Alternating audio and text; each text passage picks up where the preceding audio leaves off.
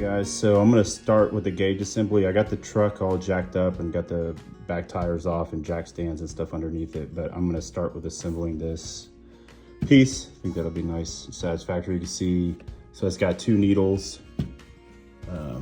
So this would be front side here, left front, right front, and your rears over here.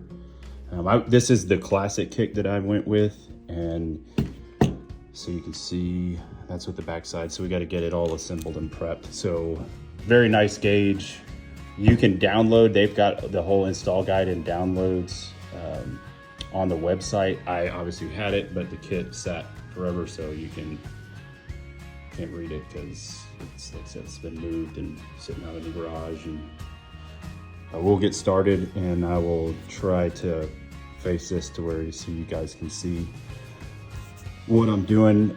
Tips that I've heard is that to get the tubing all hooked up, sometimes like some spit or saliva, or heating it up a little bit with like a hair dryer or a lighter, but just very lightly to loosen it, soften it up a little bit to make it go on the connections a little bit easier.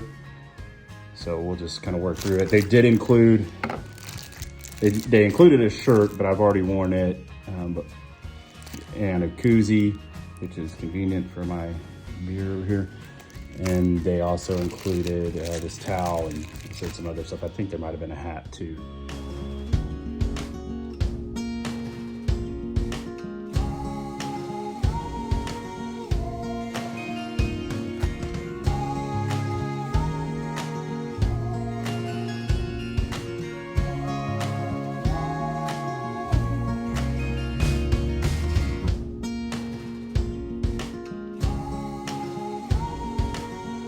Guys, the gauge airlines are assembled.